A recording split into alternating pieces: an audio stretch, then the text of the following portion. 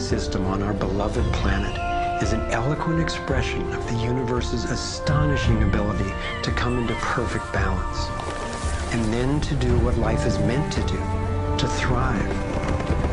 Thriving is the natural flow of life.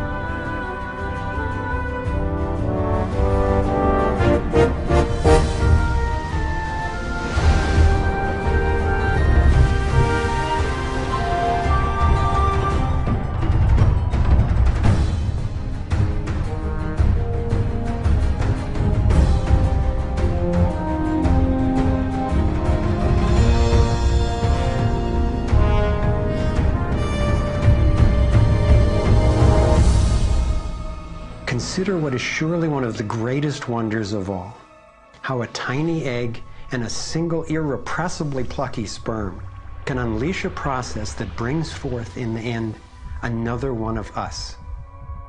A being of vast ability and unlimited potential, with a brain capable of complex and soaring self-reflection, legs made to dance and run, fingers nimble enough to weave a basket, play a violin, caress a face.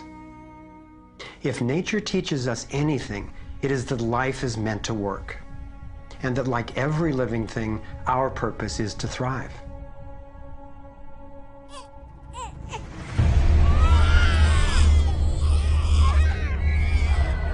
And yet, for the majority of people on the planet, life is not about thriving. It's about surviving, just trying to hang on. Is this really the best we can do? Did the universe labor for nearly 14 billion years only to bring forth a species that would end up as an enemy to life itself and to its own home? I don't think so. My name is Foster Gamble, and I have spent nearly a lifetime trying to figure out what happened. What is happening that could account for the staggering agony and deprivation on this planet? As a young man, driven by the misery I saw and by my fear for our survival, I set out on a journey, seeking to answer questions like, is it even possible for humans to thrive? If so, why aren't we? My research led me to places I never expected to go, revealing surprising discoveries that seemed unrelated at first, but which turned out to be crucially connected, as you'll see. I found a code, a pattern in nature that's been embedded in arts and icons throughout the centuries. I believe this code holds the key to a new source of clean, sustainable energy that could completely revolutionize the way all people live. I came to understand how our economic system is rigged, and I found out what we can do about it. My journey revealed ways we can claim our power to create liberating, healthy systems everywhere on Earth. I have realized that we are not a mistake. We are simply mistaken. We've been blinded to our brilliance, shorn of our strength, ignorant of our genius, unaware of our true power and magnificence. But all that is about to change. I invite you to share with me the highlights of my unlikely journey. I've created this navigator to take us through time and space. Let me show you around. On this screen, we can access what I call our vitals. It's the critical data we don't get from the corporate media, which in the US has consolidated from 50 companies down to 5 in just over 25 years. We'll use this to check on how we're really doing. The right screen tracks how to chart a healthy, sustainable course for living on planet Earth. I call these the navigating insights. And this will be our compass. Instead of a needle seeking north in our Earth's magnetic field, our compass is the shape of the field itself. And that shape, as you will soon see, has amazing technological and social ramifications. After a lifetime quest, I've come to believe that this pattern actually holds the key to a world that works for everyone. So let's go.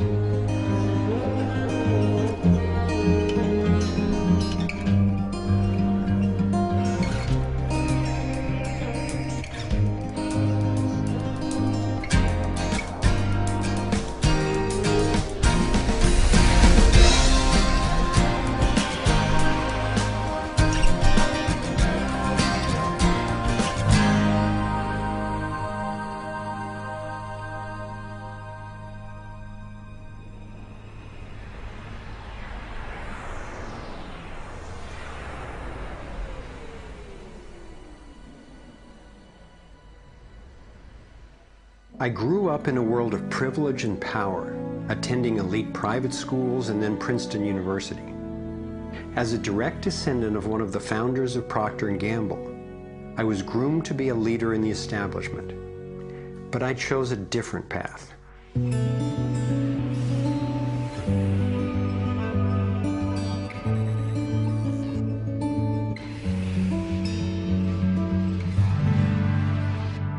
I began to wake up when I was in elementary school. Adults were teaching me that the way to protect myself from a nuclear explosion was to duck under my desk and cover my head. That's when my serious questioning began. A couple of years later, I had a direct experience of universal energy. It happened one day when I was riding on a school bus, gazing out the window. I had a vision of a whirlpool pattern, and I just knew that the flow of energy I was seeing was the same in an atom as in our entire solar system. I felt deeply that I, too, was somehow made of that same pattern. This vision was what originally got me into science, into trying to figure out how the universe works and how we humans fit into the overall pattern of life energy. Years later, I learned that the pattern I saw is known by some in the scientific world. It turns out that in 1921, Albert Einstein got a Nobel Prize for discovering that when energy is released in the universe, there are little packets of wholeness that emerge. This pattern actually tells us a lot about how life evolves. Considering the enduring wonders of creation throughout the universe and how unsustainable so many of our human systems are, I figured learning how the universe creates and sustains life would actually be quite useful. Each of these little packets of wholeness that Einstein discovered, called a quantum, is made out of its surroundings, but is distinct within it, like a whirlpool in water. These packets are always the same pattern, no matter what size, and they are surprisingly relevant to issues as seemingly disconnected as the wars in the Middle East, the global financial collapse, and how to achieve justice for everyone. We're about to explore how. Mathematicians call this pattern the torus. The energy in a torus flows in through one end, circulates around the center, and exits out the other side. It's balanced, self-regulating, and always whole. I was first officially introduced to the torus by scientist and inventor Arthur Young. Futurist Dwayne Elgin explains how the torus is the primary pattern that nature uses for life at every scale. Evolution means to unfold, to roll out. So the question is, what is the universe rolling out? And what the universe is rolling out is self-organizing systems, and you can see this at every scale. A self-organizing system is a technical term for just a system getting a hold of itself, knowing itself, essentially.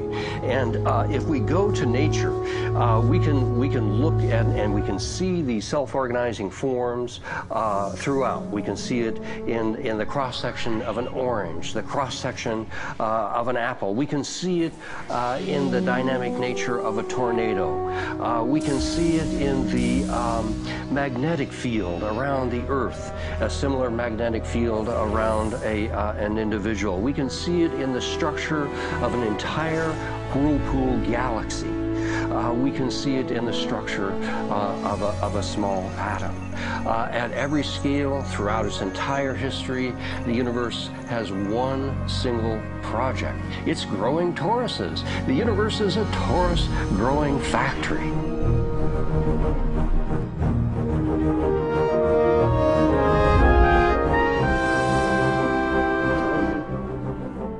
These toroidal dynamics are visible at various scales. One of them is at the galactic level, which are huge spinning structures with billions of stars in it.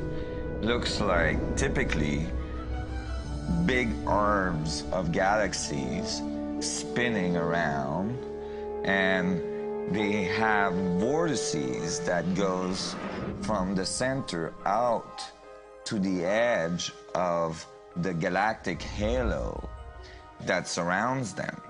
Stars move from this galactic disk out to the halo, down the vortices, and back out again. Stars like Arcturus, for instance, we know have done that path already.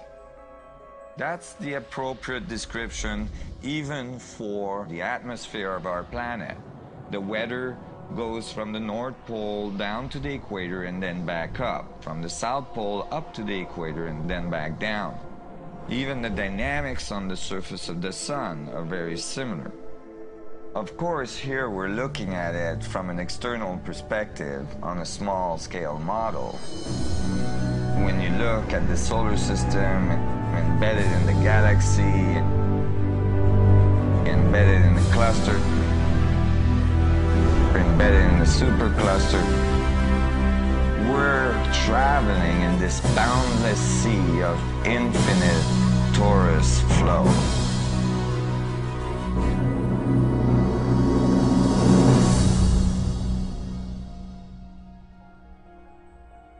The torus is like the breath of the universe.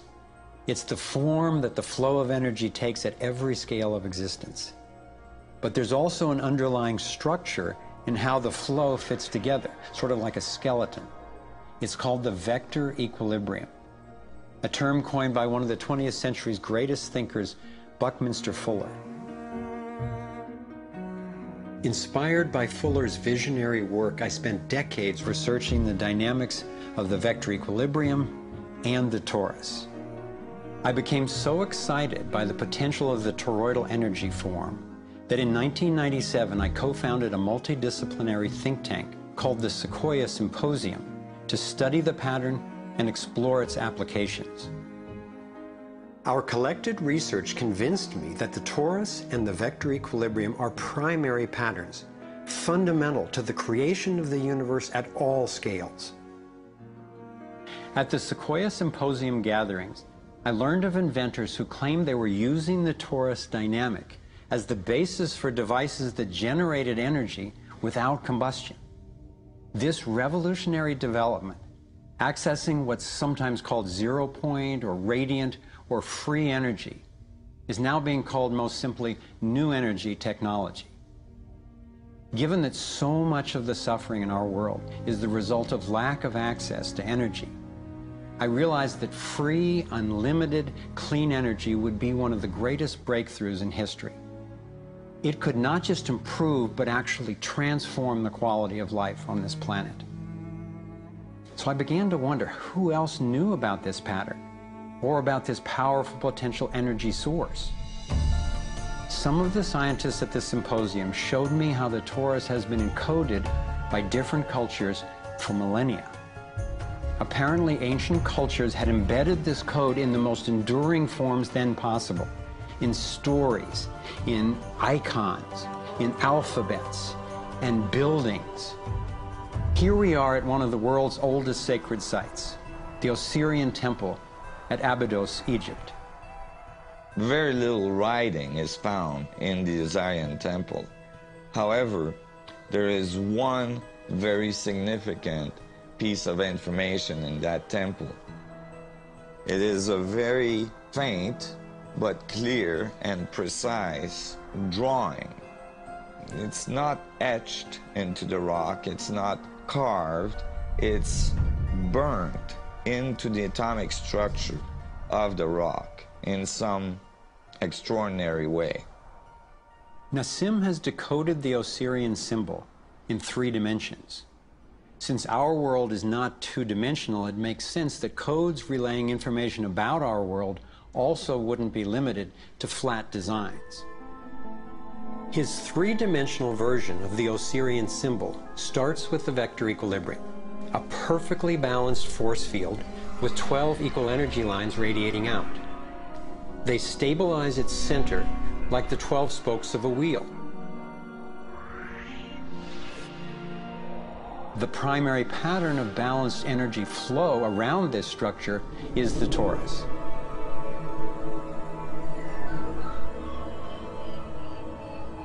Here we expand to the next larger scale, with a total of 64 pyramids called tetrahedra.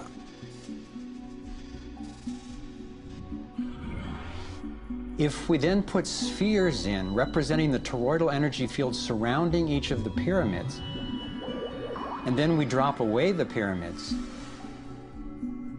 we end up with a matrix that is, amazingly, an exact overlay for the Osirian icon, a three-dimensional model of the same pattern that was burned into the rock wall of the Egyptian temple thousands of years ago. Now we travel across continents, from Egypt to China, where the same geometry appears at another sacred site built in 1420. Then you go to the Forbidden City, where the sun gods reside, and where you find at the entrance the Fu dogs, the guardians of the knowledge. They guard the knowledge under their paw.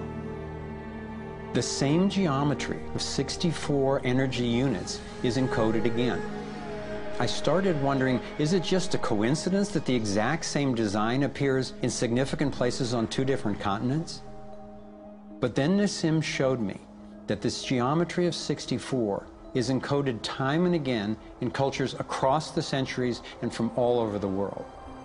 The Hebrew Kabbalistic tree of life creates the same structure we just saw, with the vector equilibrium again embedded at every level. The ancient Chinese system of wisdom called the I Ching is based on 64 hexagrams, symbols with 6 lines in a set, some continuous, some broken. These can be put together as the 6 edges of a tetrahedron, and together would form the 64 tetrahedron crystal.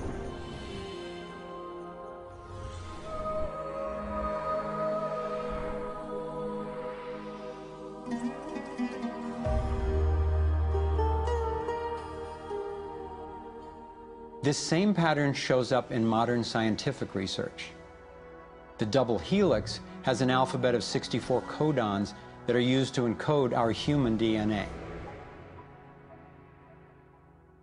I had seen that there was advanced knowledge of the living geometry of the universe thousands of years ago, but how on earth did they know about it?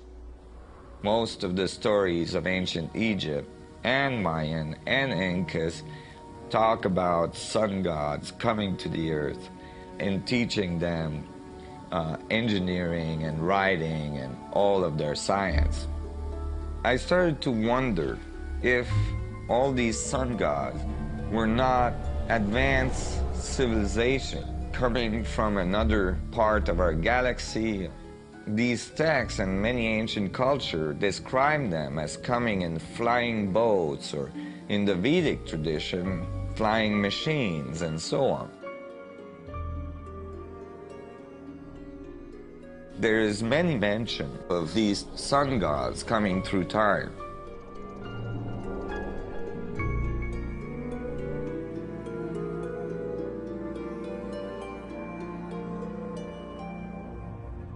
Could these early pilots from beyond our world be the ones responsible for sharing the knowledge of this code? Could they actually be tapping its power to propel themselves through the cosmos? This isn't where I thought my research would lead me, and these notions were rocking my world. But Nassim has impressive evidence to back up his theories, and I could see no other rational way advanced math and physics concepts would have been recorded over 3,000 years ago. I sought out one of the most knowledgeable investigators, Dr. Stephen Greer, the founder of the Center for the Study of Extraterrestrial Intelligence. He's conducted hundreds of interviews with top-ranking government and military witnesses. And so when we talk about extraterrestrial intelligence, we're talking about civilizations that have reached the point of being sentient like we are, but whose technologies and perhaps social capabilities are such that they've been able to become interstellar or interplanetary civilizations. And when you look at the fact that the most conservative estimates are in the Milky Way galaxy that there are at least 10,000 Earth-like planets that have intelligent life on them, and that at least half of them are likely to be as advanced or more than ours. It's almost a certainty that there's intelligent life out there that have mastered the laws of the universe beyond what's currently taught at MIT and Caltech to be able to transfer through space-time in real time through vast distances of interstellar space. We have over 4,000 cases where these objects have landed on terra firma and left physical evidence. We have over 3,500 pilot cases. We have hundreds of cases, including ones from the highest ranking investigator at the FAA, John Callahan, and numerous other operators where these objects have been tracked on radar going tens of thousands of miles per hour or dematerializing and then reappearing in another point in the sky. Yes, there have been ET visitation, there have been crashed craft, there have been material and bodies recovered. We have contact with aliens not originating from some foreign country, but from some other solar system. And I have been a party to that. There were documents that I have seen that refer to the Roosevelt having several instances of UFO flyovers, and particularly after they took on board nuclear weapons. And my SEAL told me, Jordan, this, what have you got in your log? This never happened. The crew going on duty and the crew coming off duty all saw the UFO just hovering in midair. It was a metallic circular object, and from what I understand, the missiles were all shut down. That means they went dead, and something turned those missiles off. Now, remember, all this stuff is flying at several thousand miles an hour. So this thing fires a beam of light at the warhead, hits it, and then this thing flies up like this. Meanwhile, we're all going like this, fires another beam of light, goes around like this, we're going like this, fires another beam of light, goes down like this, fires another beam of light, and then flies out the way it came in. And the warhead tumbles out of space. The feeling at the time was that it must have been extraterrestrial. They took the film and they spooled off the part that had the UFO on it, and they took a pair of scissors and cut it off. They put that on a separate reel, they put it in their briefcase, they handed Major Mansman back the rest of the film and said, here, I don't need to remind you, Major Mansman, of the severity of a security breach. We'll consider this incident closed. But who do you tell that you were involved in a UFO incident without them looking at you like you ain't wrapped too tight?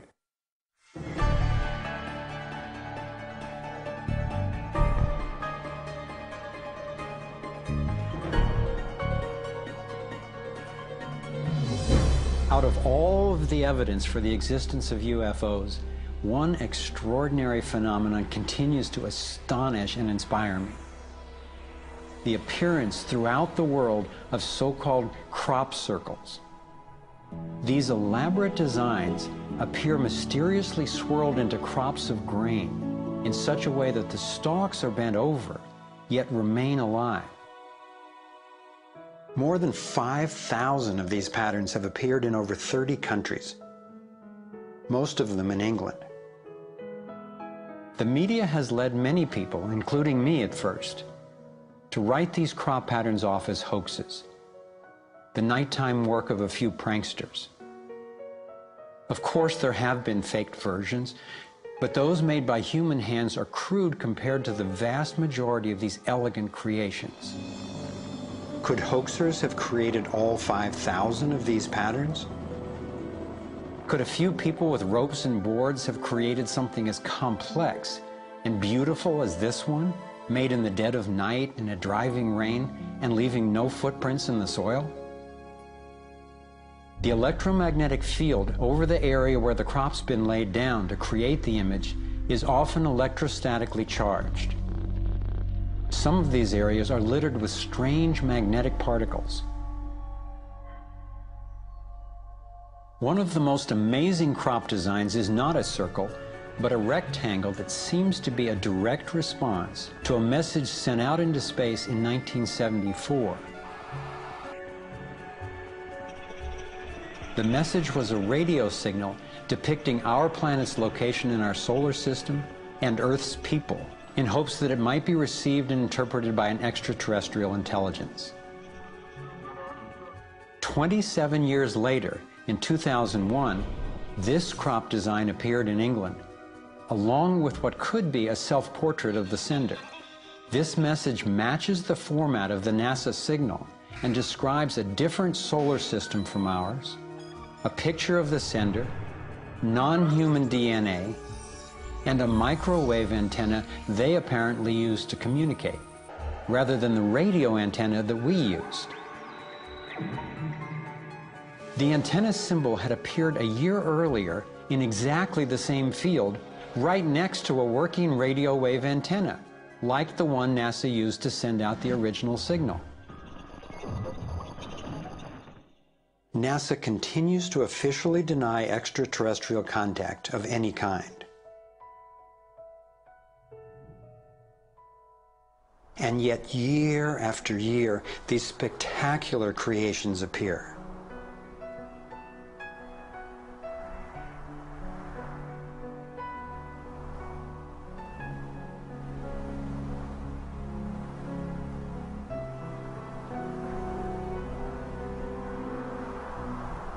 So what might these remarkable designs mean?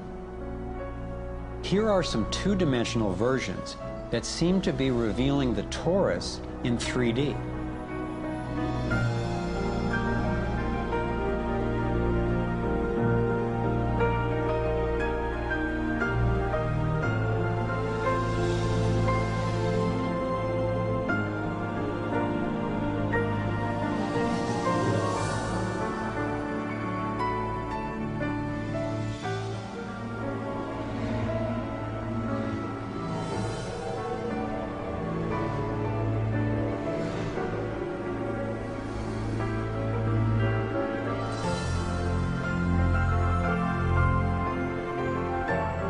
And here is the vector equilibrium.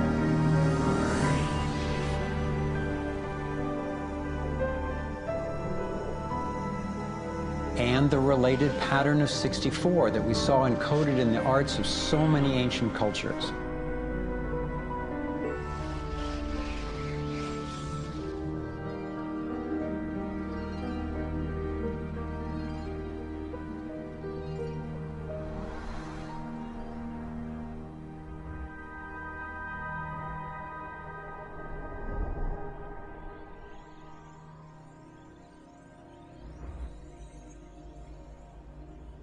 When I saw the coherence between the crop circles and the ancient encodings, I thought regardless of whoever created them and wherever they're from, there must be an important purpose to these designs. They're so coherent. I've come to believe that the pattern of the torus and the vector equilibrium, especially in the form of the 64 tetrahedron crystal, is showing us how energy works in the universe so that we can learn to align with it. I believe that they're giving us a model for accessing energy in a clean, safe, and limitless way, and a new means of propulsion. What more important message could there be to get to us, and especially now, from their perspective, as we're beginning to extend our careless reach beyond our planet? I got further confirmation of this notion when I met Dr. Jack Kasher, a former professor of physics at the University of Nebraska, who has also researched UFO phenomena. Presenting at a Sequoia symposium, Dr. Kasher showed a remarkable series of drawings by a woman named Lane Andrews, who claimed to have been invited onto an extraterrestrial spacecraft. I was startled to see her detailed sketches of the toroidal energy field that she said propelled the vehicle and protected the passengers. I subsequently interviewed James Gilliland. James has many hours of UFO footage from his ranch near Mount Adams in Washington State. He also claimed to have gone on board an alien spacecraft. What blew my mind was that he had never met Lane Andrews and had no knowledge of her experience, yet he described a phenomenon that was amazingly similar: numerous ships with spinning rings of light. Could it simply be coincidental that James and Lane described the same torus dynamic, and that both of these people have been harassed extensively by government and military agencies? To some, the idea of UFOs may sound crazy, and yet from another perspective, it is completely plausible. The Earth is about 4.5 billion years old. That's 4,500 million years old. What if there's another planet that's almost exactly like us? Almost exactly. 4,501 million years old. They're a million years ahead of us. And on a galactic scale, they're almost our twin brothers. So where are we going to be in a million years? We'll have solved all these problems, and there's another way, whether it's wormholes or warping space. There's got to be a way to generate energy so that you can pull it out of the vacuum. And the fact that they're here shows us that they've found a way. This is a major shock to the human system that is in process. I understand why people in our generation, people who aspire to positions of political leadership, etc., never dare go near that question, because it's a worldview challenge. It's a fundamental worldview challenge. So here we are, a relatively immature species struggling with possible self-destruction. If aligning with the torus does hold the key to a new form of clean, safe energy access, imagine the implications. This could be the most important technology breakthrough of our times. So who wouldn't want to have an energy source that's unlimited and freely available? That turned out to be a key question, and that's what led me down the next rabbit hole.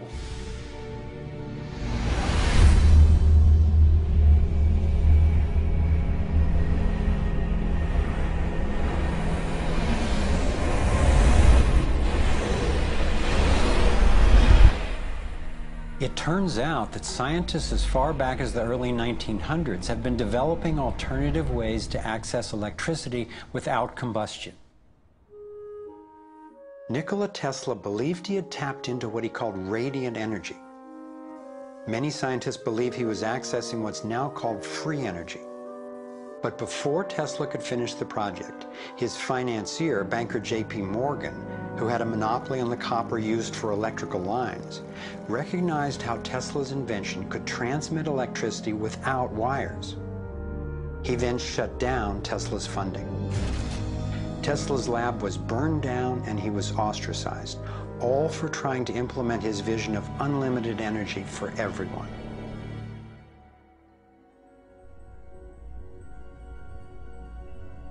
A modern-day inventor, Adam Trombley, was inspired by Tesla's work and by the possibilities of the torus.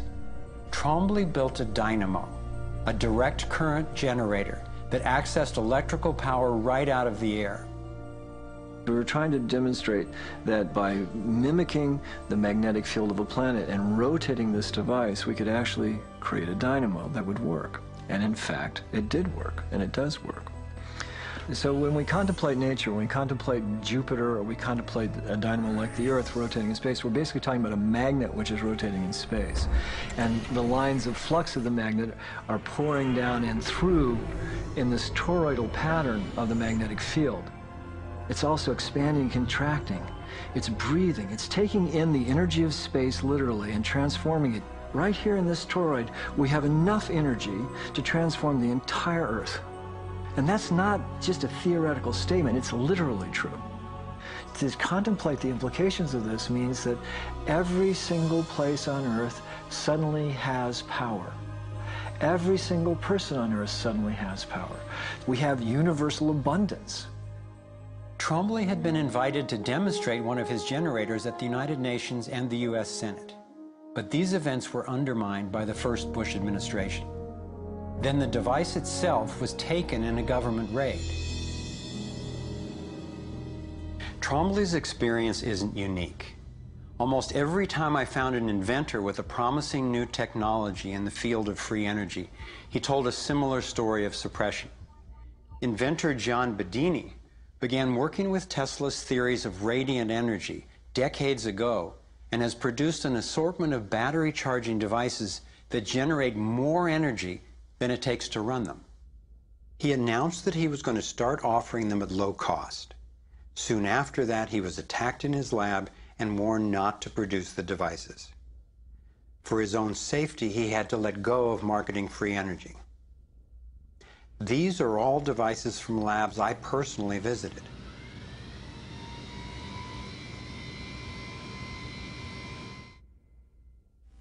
Now,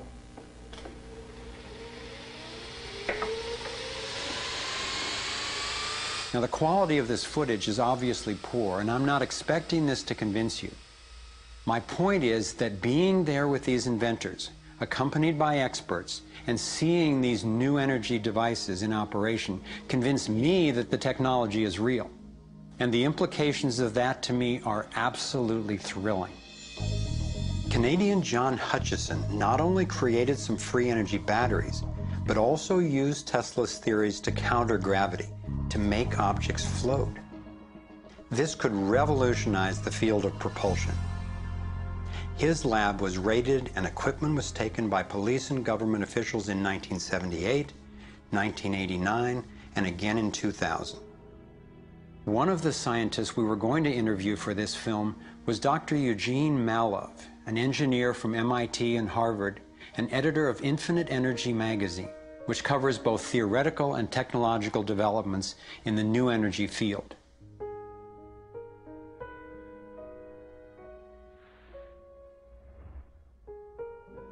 Dr. Malov was mysteriously beaten to death in 2004.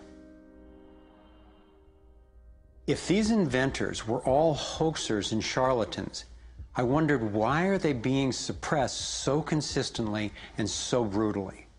I asked free energy inventor Adam Trombley why he thought this technology was being suppressed, and if the UFO phenomenon was related. We've had major military people at great risk to themselves say, yes, these things are real. Why do you think the military-industrial complex doesn't want that statement to be made? Because you start thinking about what kind of technology is behind that. That's the bottom line.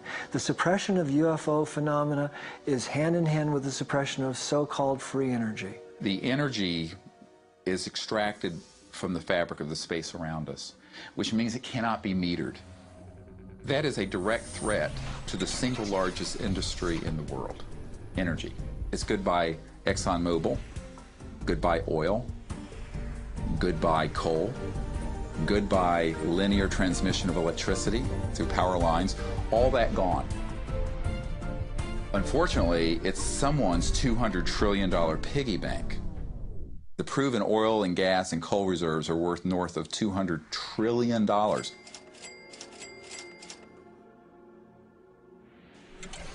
This information coming out would completely change geopolitical power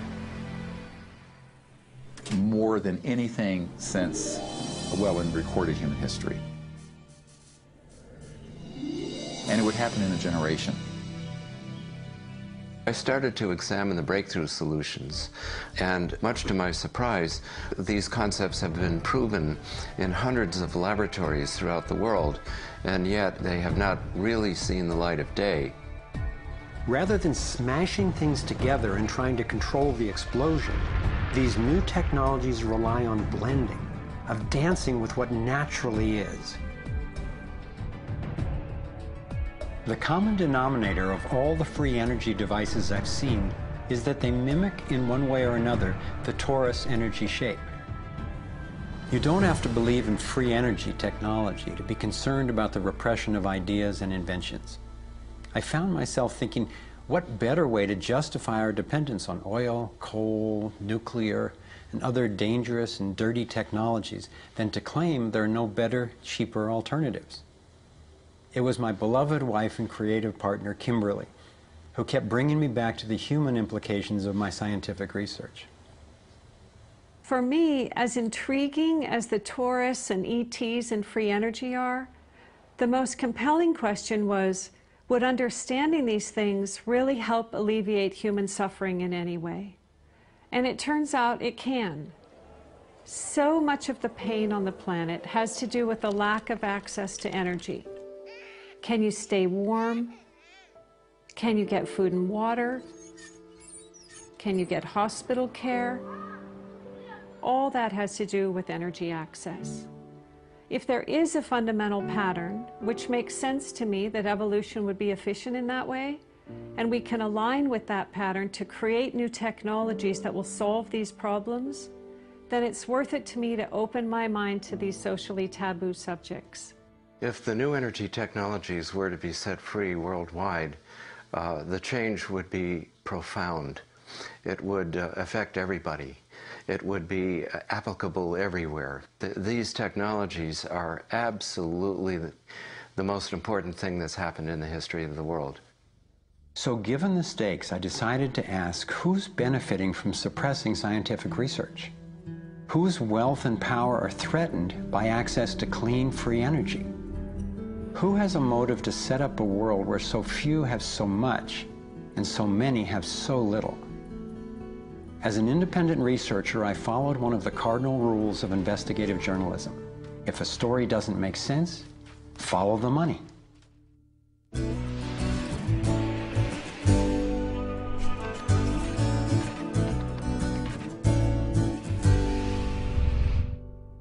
Our being dependent on oil ensures that energy corporations continue to reap phenomenal profits.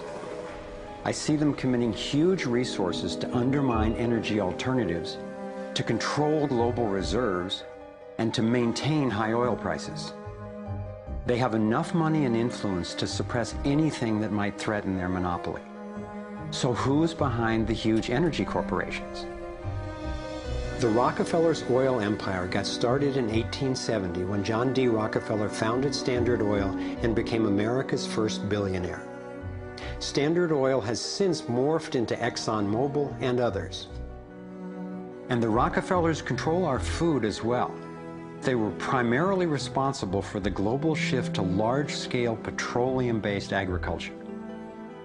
I remember the so-called Green Revolution of the 1960s and 70s. Like most people, I thought it was a great thing. It was, however, based on the planting of huge plots with a single crop using vast amounts of oil-based fertilizers, herbicides, and pesticides. The Green Revolution was the brainchild of the Rockefeller Foundation's Natural Science Division in partnership with large agricultural corporations. Petroleum-based agriculture provided vast new profits for the oil industry, but never lived up to its promises of ending hunger and promoting health. The Green Revolution did at first increase productivity because every bit of soil was being used for immediate production. But its true costs can now be seen. Taxpayers pay billions in subsidies to giant agribusiness corporations. Small family farms have all but disappeared. Biodiversity is destroyed. Toxic chemicals poison farm workers and pollute the land, water, and our food supply, endangering the health of us all. As of 2010, approximately 1 in every 7 people worldwide did not have enough to eat. The giant corporations who had brought us chemicals for chemical industrial agriculture, and they were talking about 3 instruments to consolidate the food chain. The first was genetic engineering as a way of control. The second was patenting seed and patenting life as a way of control, declaring seed to be private property, treating the saving of seed by farmers as a crime, as a theft of intellectual property. And the third was so-called free trade treaties that would rob ordinary people, farmers, growers, of their freedom to save seed. The design of terminator technology to create sterile seed in order to impose even more dependence of humanity on a handful of corporations is the ultimate step in this. We are, through what we are doing with seed, literally for the first time, creating a new colonization, which I call the colonization of the future.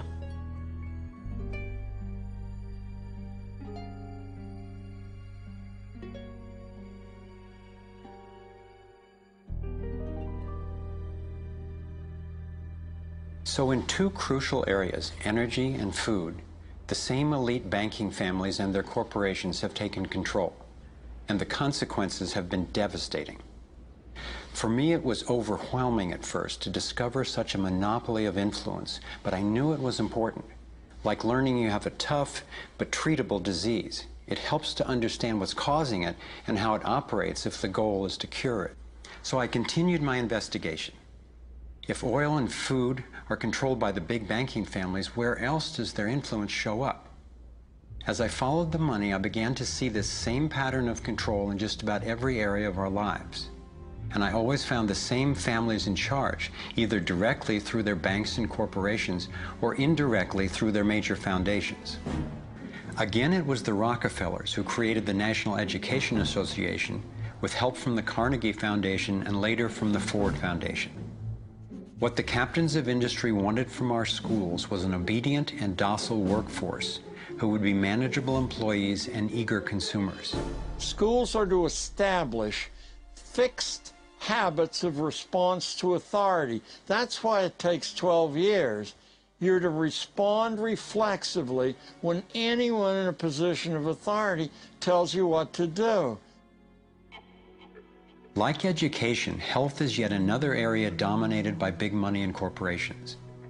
The American Medical Association, for example, is largely funded by the Rockefellers, who use their funding to influence AMA research and decision-making.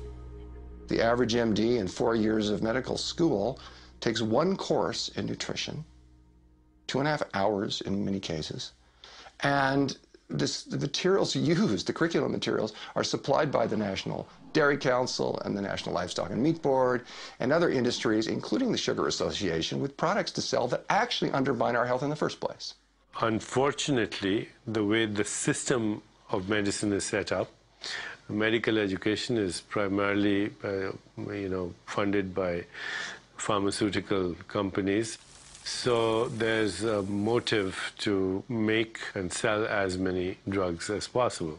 It's also a very time-effective way of making money for the physician, for the pharmaceutical company, for the whole medical establishment. But it's really perpetuating the problems it was meant to alleviate. Side effects may include nausea, dry mouth, and constipation. Decreases in white blood cells, which can be serious. Sexual side effects, diarrhea, nausea, and sleepiness. Can lead to coma or death. How far will these forces go to make a profit? Would they actually suppress cures for diseases the way they've suppressed free energy technology? Sadly, my research has shown me the answer is yes. One well-documented example is the case of Dr. Royal Rife.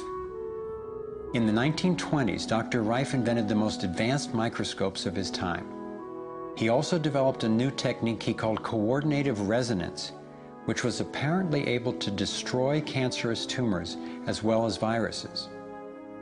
In 1934, in clinical trials affiliated with the University of Southern California, Rife's treatment was tested on 16 terminally ill cancer patients. Within 3 months, they were all successfully cured. Soon after, a lab testing Rife's technology was burned down and a frivolous lawsuit was filed. Through the efforts of Morris Fishbein, head of the Journal of the American Medical Association, Rife was essentially shut down and ruined, his brilliant and promising work all but forgotten. It was really hard for me to consider that someone might actually be suppressing cures. And cancer has run through my family like a raging river. I found out that it's all about patents.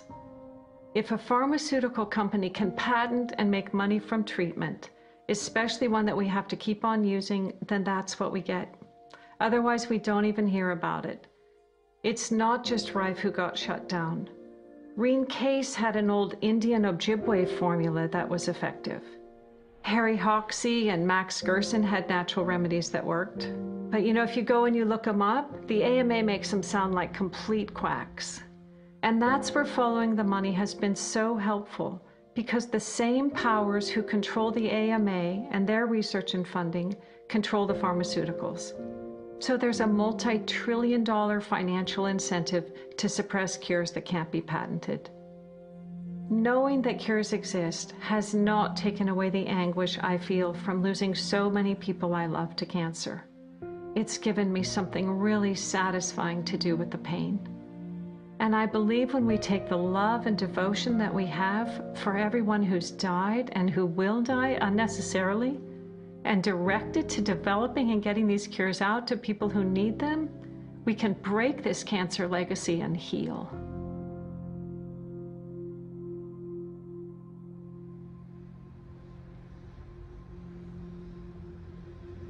As difficult as it was for me, I have come to an inescapable and profoundly disturbing conclusion. I believe that an elite group of people and the corporations they run have gained control over not just our energy, food supply, education, and health care, but over virtually every aspect of our lives. And they do it by controlling the world of finance, not by creating more value, but by actually controlling the source of money. When I followed the money, I found that it took me up the levels of a pyramid. Here we are at the bottom level going about our daily lives. Above us is government, people who are given a monopoly on force and use it to tax and control us whether or not we agree. But who controls them? At the next level are the corporations. Many would say that it is now corporations and not nation states that rule the world. They call it a corporatocracy. To acquire the world's resources and control the markets, this corporatocracy must have access to cheap money. The big corporations get their loans at special rates from the big banks, which means that those who control the major banks, the moneyed elite, ultimately control the corporations. As I've followed the money, I've learned that almost everything I once believed about money is simply not true. It's interesting how few questions we actually ask about very everyday things, like when we go into a bank and we ask for a loan of, say, $50,000, £50,000, what actually happens? You see, most people live their lives based on a kind of vague image of what happens. What actually happens is you ask for £50,000, they type into your account £50,000. That's all they do. They don't mint any coins, they don't print any money, they don't move any precious metal anywhere. They just put £50,000 into your account on a computer screen. From that moment, you start paying interest on money that has never, does not, and will never exist. It turns out that banks actually have about 9 times as much money loaned out as they have on reserve in their vaults. This is possible because of what's referred to as fractional reserve lending. The way it works is that the Federal Reserve, or the central bank in any country, is legally allowed to determine the amount a bank must have on reserve. In the US, it's currently around 10%. So if you deposit $10,000 into the bank sets aside 10%, or $1,000, and then loans out the rest of your money. The way it works is, say another person comes into the bank and asks for a car loan of $9,000. At this moment, the bank loans out the $9,000 from your original deposit. It isn't there anymore. The borrower then pays the person selling the car, and they go deposit the money into another bank, which is part of the same central banking system. This $9,000 is treated as a new deposit, and the process continues. The money gets redeposited and reloaned until the initial deposit of $10,000 becomes $100,000. The banking system just created $90,000 by loaning out your money. Apparently it began with the goldsmiths in the 17th century, when people were trading in gold. Gold was heavy to carry around, so people stored the actual metal in vaults and traded receipts instead. Those receipts were the first paper money. Since only a few people would withdraw their gold at any given time, the vault owners, basically the new bankers, began creating receipts for more metals than they actually held. They loaned out those receipts and charged interest on money, gold, that they didn't really have. That's how our so-called fractional reserve system was born. In this system, the bankers get to make up money out of nothing, while the rest of us have to work hard to earn it. It has created a modern form of serfdom where the mass of society is now working to pay off their debt to the banks.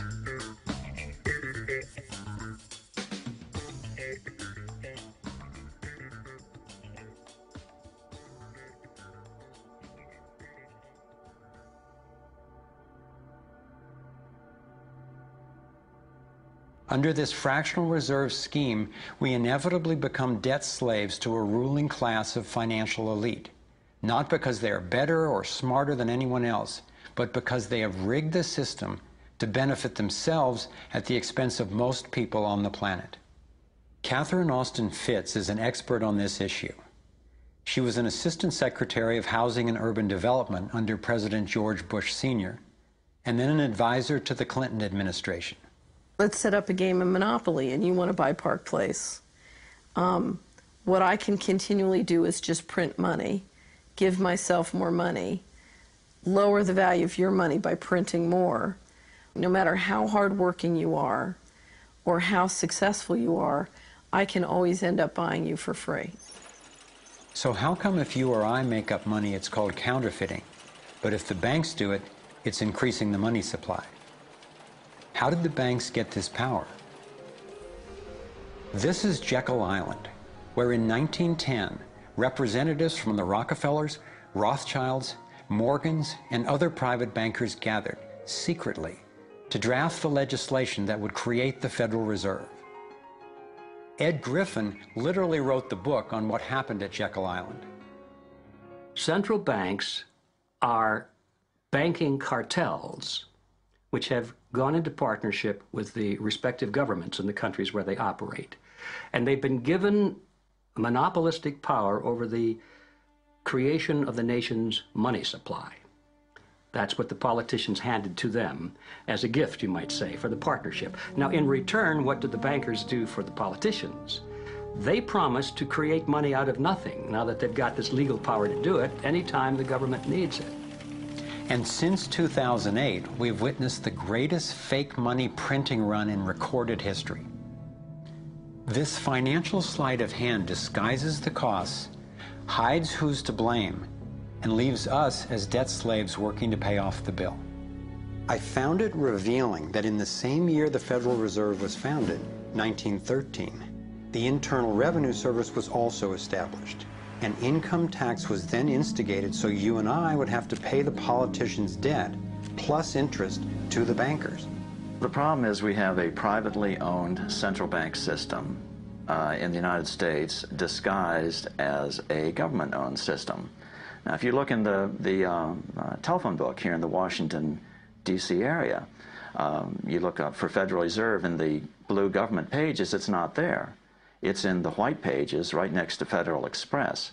It's a privately owned central bank. What is the proper relationship, what should be the proper relationship between a chairman of the Fed and a president of the United States?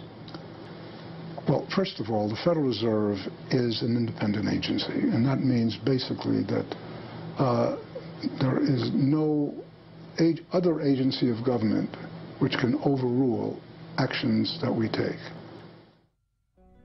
There is no other agency of government which can overrule actions that we take. We have a private bank that prints money on behalf of the Treasury. The Federal Reserve prints money on a debt-based system which creates scarcity. But it puts a group of insiders in a position of having access to all the data about the economy when we don't. So you have a small group of bankers who understand the data on how the money works in the economy, and it gives them the ability to print money in a way that the insiders are protected and everybody else is drained. Catherine went on to compare a healthy economy to a vibrant torus, balanced, freely flowing, and energized throughout, in contrast to what's happening in our current economy. What you have is a system that's very dynamic, and it's trying to optimize. But intertwined in the core of it, you have a tapeworm. The way a tapeworm works in your body is it injects a chemical into your body that makes you crave what's good for the tapeworm and bad for you. You have a parasite that's very much manipulating and engorging itself at the expense of the whole. We live in a tapeworm economy where the financial elite are the tapeworm and they're feeding on us. And they don't like it when people blow their cover. After Catherine began exposing government corruption at the highest levels, the FBI raided her company and seized its assets.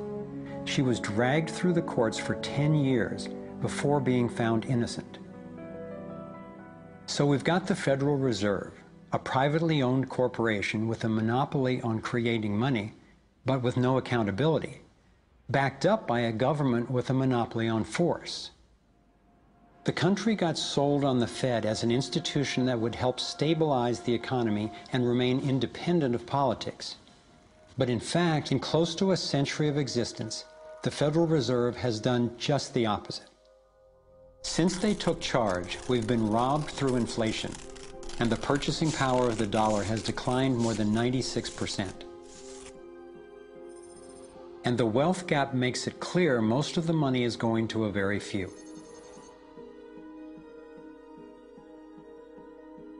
Only 16 years after the Federal Reserve was in power, America experienced the Great Depression. My research revealed that before the big crash in 1929, the elite bankers pulled their money out of the stock market. After the crash, they used that money to buy up cheap stocks and smaller failing banks for pennies on the dollar. Among the bankers who consolidated their wealth this way were the Rothschilds, Rockefellers, and Morgans.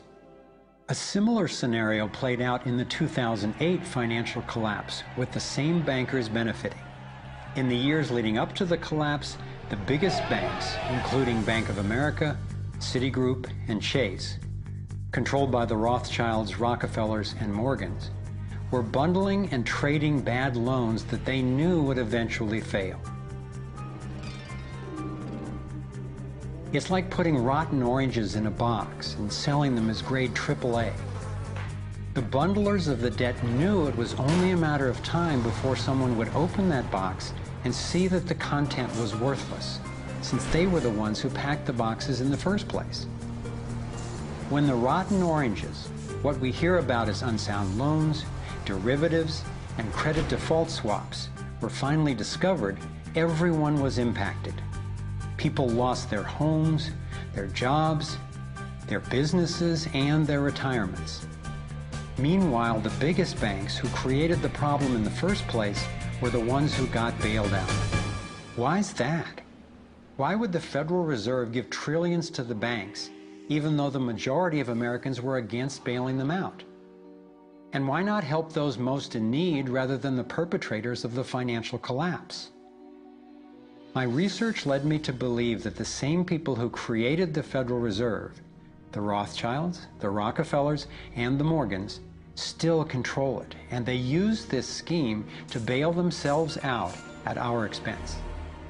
Many of the banks created are still the most powerful lobby on Capitol Hill, and they, frankly, own the place. I'm convinced that the near collapse of the economy in 2008 resulted from an orchestrated pump-and-dump scheme designed and executed by the big bankers to consolidate wealth and power. David Icke explains how he sees the Federal Reserve rigging the so-called business cycles. Stage one, it's like throwing a fishing line out. Stage one, you put lots of money, units of exchange, into circulation. You do this by pushing interest rates down, by making lots of loans. This is the part of the cycle we call a boom. Because there's lots of units of exchange in circulation, there's lots of money changing hands. That generates lots of economic activity. That generates jobs. And as more and more money is spent, there's more demand. So companies take out more loans of fresh air money to increase their production. People get confident in their everyday lives. Hey, you know, I work for this company, they've got lots of orders, it's really going great, my job's safe, I tell you what, we're gonna have a bigger house. Then they start to change it. What they do is they pull the fishing line in. They push interest rates up. Now, fewer people, are taking out loans, and they make the criteria for having a loan from the bank stronger anyway. And also, now, as interest rates have gone up, a larger part of people's income is going to pay back the extra interest and not being circulated in buying things. Suddenly, there's nothing like as much money in circulation, and therefore, fewer things are being bought. Companies start to go down in terms of their profits. They start to shed jobs, and they start to go out of business. People lose their jobs, they can't pay the mortgage anymore of the big house they took out in the good times. Now what the banks are doing is starting to reel the fishing line in, because as they go bankrupt, companies and individuals, the banks get the real wealth, the property, the land, the resources that they had signed to them for lending merely figures on a screen. Now this economic cycle of fishing line out, fishing line back, lots of units in circulation, pull them in, has been going on for centuries. And what it's done, it's stolen and accumulated the real wealth of the world in the hands of the few.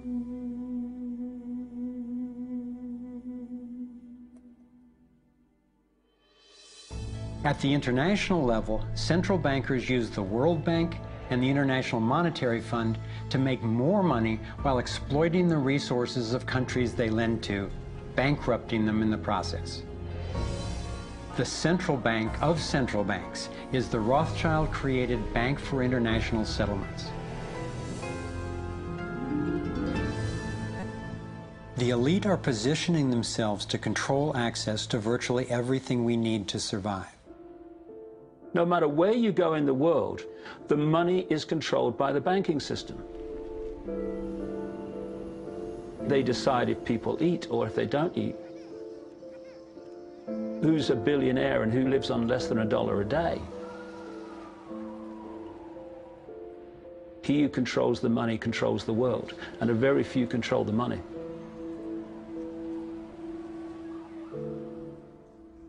At this point, my view of the world had been turned upside down.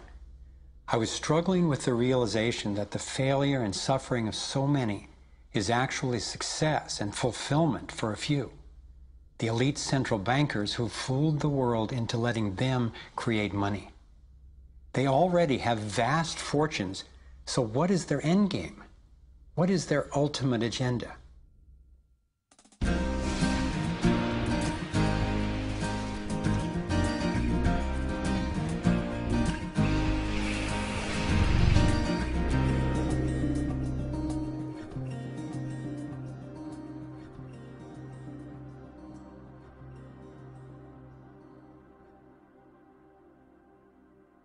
I kept running across compelling evidence and credible experts saying that the secret agenda of the banking elite is nothing less than total global domination. At first, I resisted the idea, but I was committed to finding out what was keeping us from thriving, no matter where it might lead. One night I woke up at 3 a.m. with the burning question: if this small group wanted to dominate the entire world, what would they need to control to accomplish it? I jumped out of bed and started making a list. First and foremost, they'd have to control money, and they do. Controlling money allows them to run everything else. They'd need to control energy, and they do. They already control big agriculture and world trade. They're buying up water supplies worldwide. They've got health in their pocket, and they're trying to suppress natural alternatives. Mainly, they'd have to control what information we'd get and how we'd react to it. In America, the internet, our greatest tool for communication and grassroots organizing, is currently not controlled or censored, but its open status is being attacked from all sides. Governments, corporations, and the United Nations are all attempting to take control. For complete domination, dissent has to be controlled. They'd need to take away our rights, spy on ordinary citizens, and track every aspect of our lives. As the day dawned, I knew that a powerful elite had almost everything set up to rule the world. And I had the frightening realization that Big Brother is not just coming, he's here now. We are already in the Matrix. So how do we get out? To envision that, I realized I needed to discover what their ruling structure looks like and how it works. A relatively small group of families, especially the Rothschilds, Rockefellers, Morgans, and Carnegies, along with the Harrimans, the Schiffs, and the Warburgs, have been leading the controlling elite in the West for generations. I'm not implying that every individual in these families is aware of or active in the global domination agenda. However, I'm convinced the heads of these dynasties control the corporate and banking interests that carry out the sinister scheme that is destroying so many lives. Those secretly driving the agenda have been known by many names. Leaked reports confirm that they meet throughout the world, behind closed doors, to discuss their agenda. Then, like clockwork, their plans begin to show up in the media, finance, corporate, government, and military arenas. Of course, not everyone involved in these groups is in on the decision-making. There is a hierarchy of knowledge and participation. One of the primary symbols of the controlling elite is the all-seeing eye. It's on the dollar bill. It's on the American mass surveillance system initially called Total Information Awareness. It's on the British intelligence agency MI5. And it even oversees the Supreme Court complex in Israel, designed and funded entirely by the Rothschilds. I believe they've taken the majestic image of the Cheops pyramid and its legendary metallic capstone and perverted the meaning to represent those at the top being able to track and control all those under them.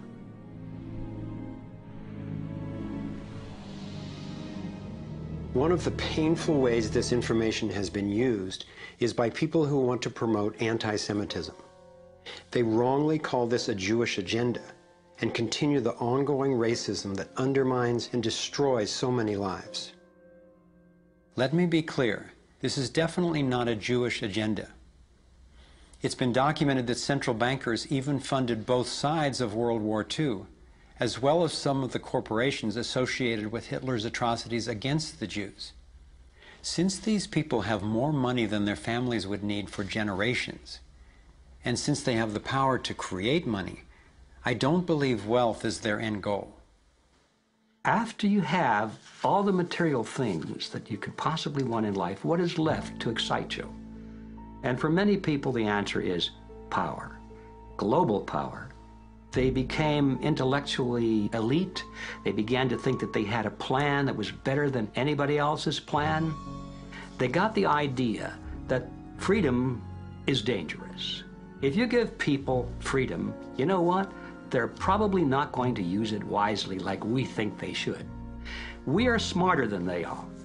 And for their own good, we should rule them. As I came to accept the idea of a ruling elite planning for total global domination, I began to hear these same people actually talking more boldly and publicly about it, only they call it the New World Order. When we are successful, and we will be, we have a real chance at this New World Order. It is a new world order with significantly different and radically new challenges. A new world order can be created. It's a great opportunity.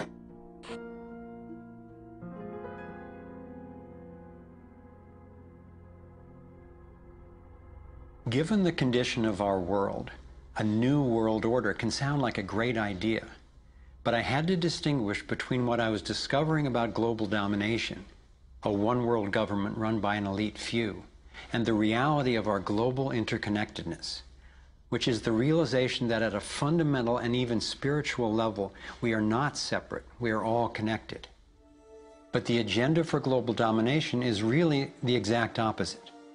It's a divide and conquer strategy to keep us all pitted against each other, thinking that it's the Democrats or Republicans, the liberals or conservatives who are the problem, when both parties are ultimately serving the same plan. I believe we're heading toward a totalitarian world authority, actually a military dictatorship, run by a tiny elite who have all the power and make all the rules. If they succeed, there'll be nowhere to run, nowhere to hide. Think about it. The whole notion of conspiracy has been so ridiculed that it's socially challenging just to consider it. And there's always a reasonable sounding story to explain any one incident on its own. I personally used to try to justify how the same people consistently ended up with more money and more control by thinking they must just be taking advantage of the situation, but not actually causing it. But after nearly a decade of putting the issues and the evidence together, I am convinced it is not random, and that a few very powerful banking elite families and their political and corporate partners do have an agenda to dominate and control the rest of us. Once I got the reality and the scope of the agenda, I really had to think, how much do I want to know about this? Do I want to focus on the worst of what human beings are capable of? I decided it is worth knowing who these people are and how their organizations operate, because on the other side of the rage and the sadness are clarity and strength, the power we have to focus our efforts effectively now that we understand what's really going on. The greatest prison that people live in is the fear of what other people think. What happened to me as a result of all the ridicule I went through is that I stepped out of the fear of what other people thought. And it's only when you do it that you realize what a prison you lived in before. And what it gave me was a personal understanding of how easy it is for a few to control the many. All you have to do is dictate the norms in society, what is considered right and wrong, moral and immoral, good and bad, sane and insane, possible and impossible. And you build what I call a hassle-free zone. And if you live your life within that zone of perception, belief, and what you say and think, then people will leave you alone because you're normal.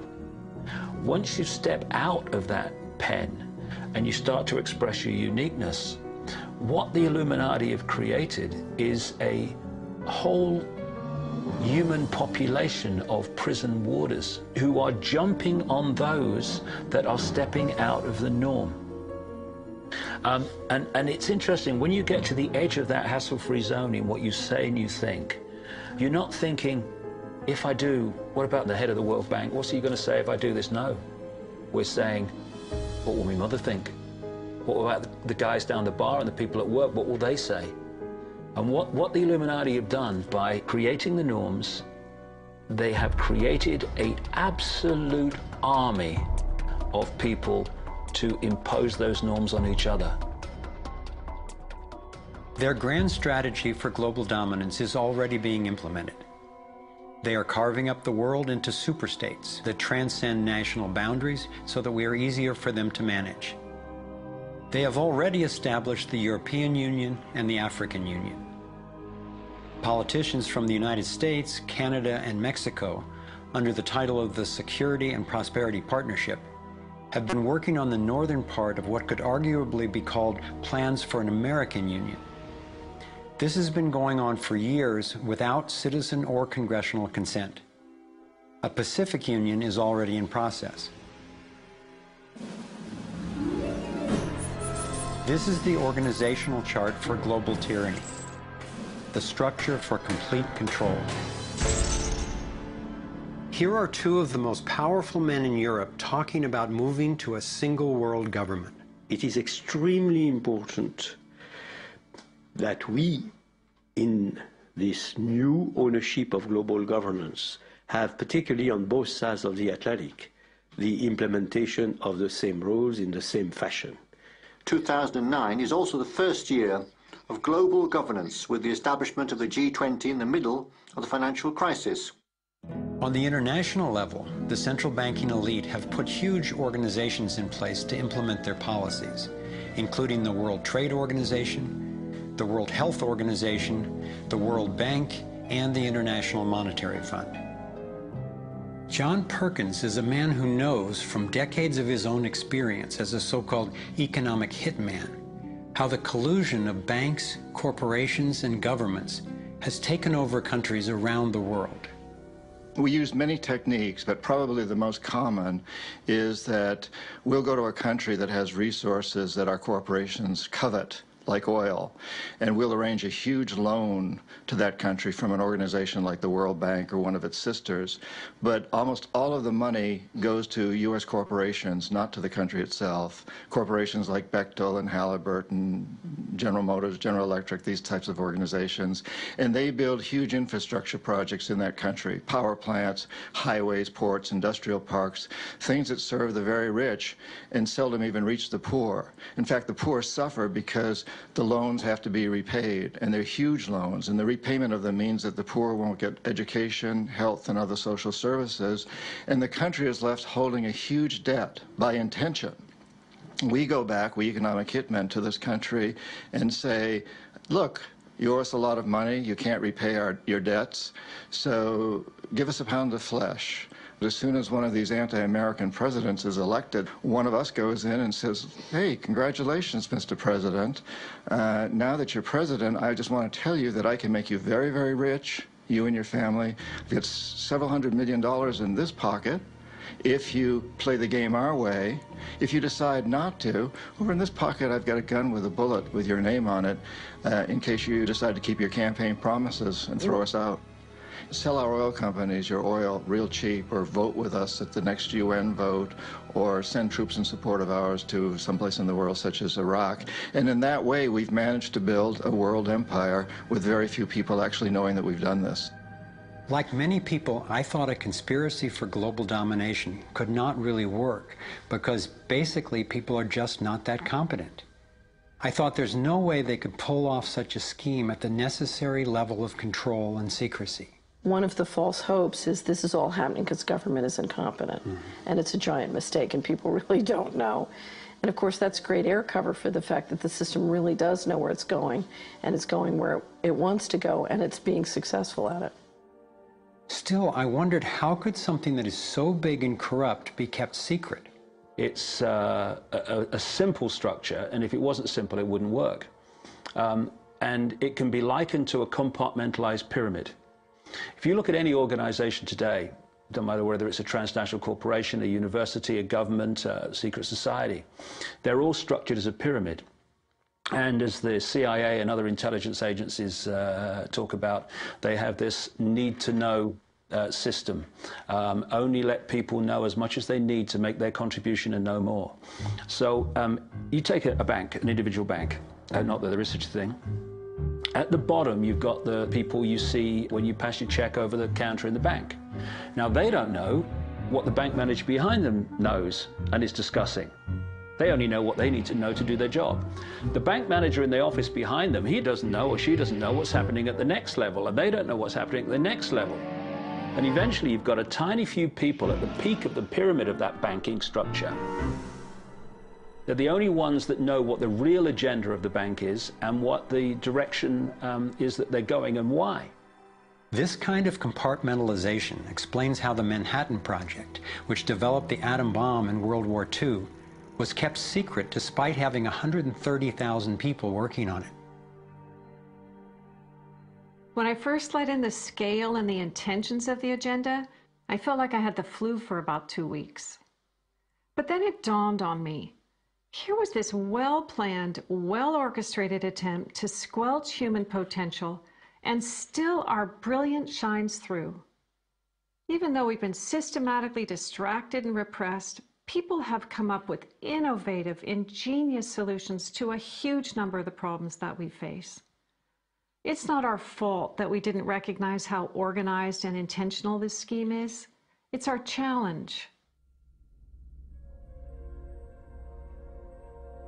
I looked at the kind of world the controlling elite have already given us, and I had to ask, what kind of world would we be living in if they had absolute and complete domination over everyone, everywhere?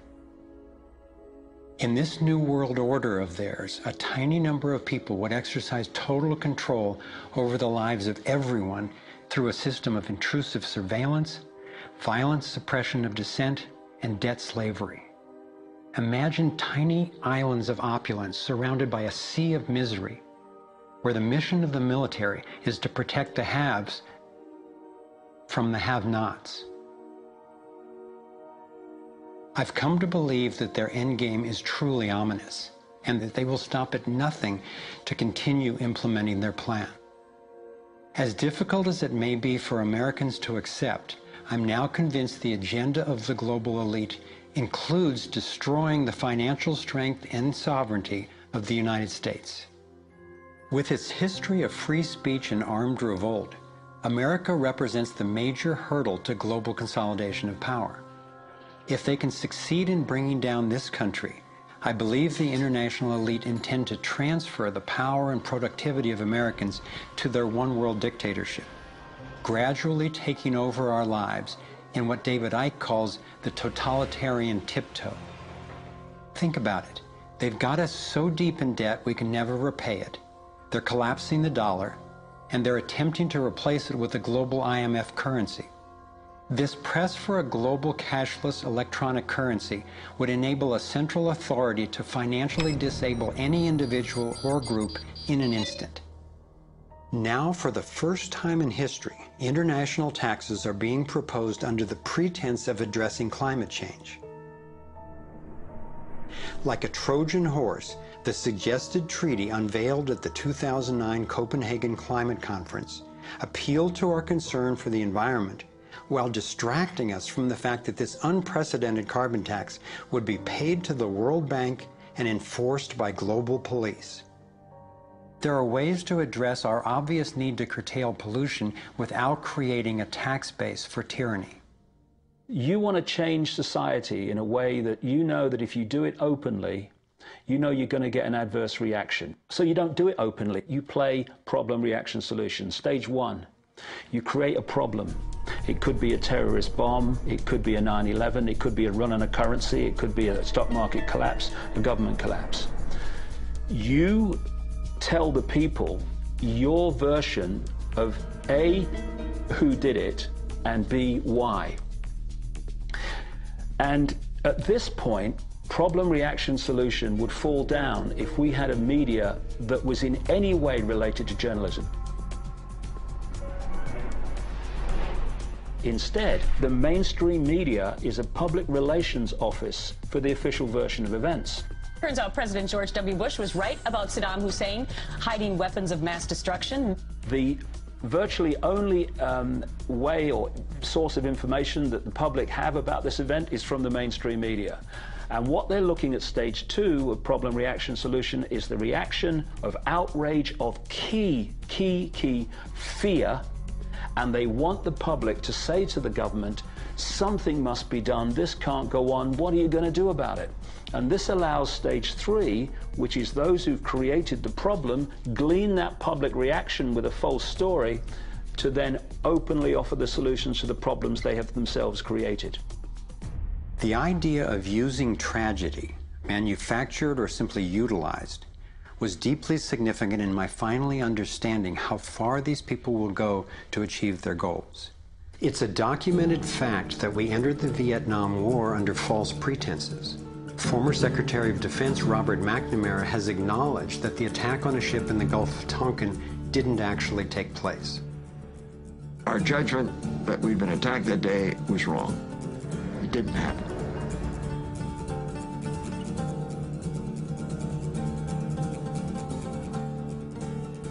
More recently, former President Bush used non-existent weapons of mass destruction as a pretext for invading Iraq.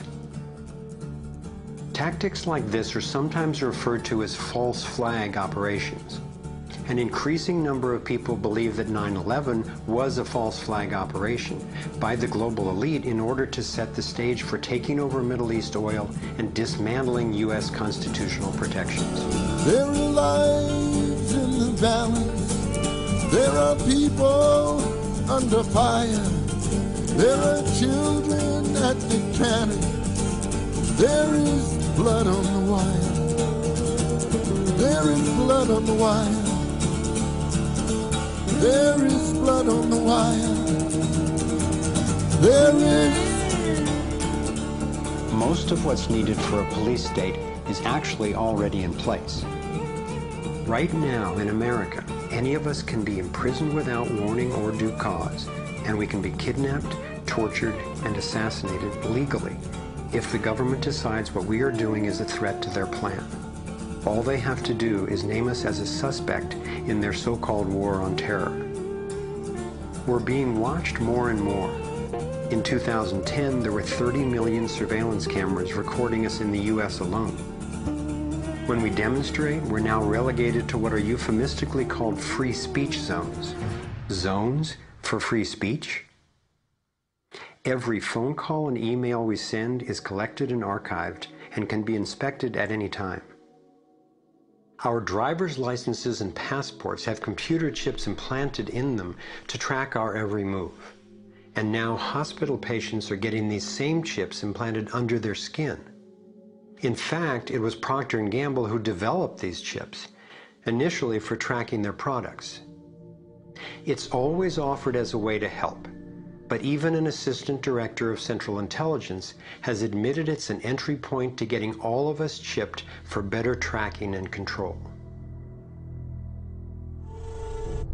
These would-be controllers, through the U.S. Space Command, have outlined a plan called full spectrum dominance. Sophisticated satellite surveillance, as well as directed energy and laser weapons, which are already developed, have the ability to target dissenters anywhere on Earth. I believe they are also trying to ensure they can deal effectively with any resistance. FEMA containment camps and railroad cars with shackles have been recently constructed or refurbished all over the United States for use in what officials call times of pandemic or civil unrest.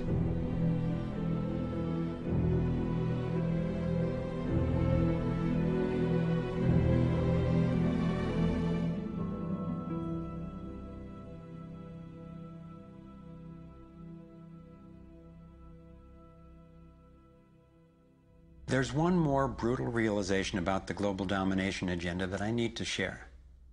This was a horrible one for me to grasp, but without it, this inquiry would be dangerously incomplete, and our solution strategies would be inadequately informed. In my research, I came across convincing evidence that their plan actually includes the elimination of the majority of the world's population. As sick as it sounds, it makes sense that they would be better positioned to succeed in their quest for absolute control if there are fewer of us to manage. Every time I've thought they wouldn't do that, I discovered I was wrong. I found startling documentation that eugenics is one of the core pillars of their plan. Eugenics is the practice where some people get to decide who's worthy to breed and who's not. Sterilization is one of the many insidious ways this covert plan is being implemented. In 1904, the Carnegies funded the first eugenics laboratory in Cold Spring Harbor, Long Island. The Rockefellers funded involuntary sterilization of people of color through their eugenics programs and funded the Kaiser Wilhelm Institute in Germany to further the racial supremacy agenda later adopted by Hitler.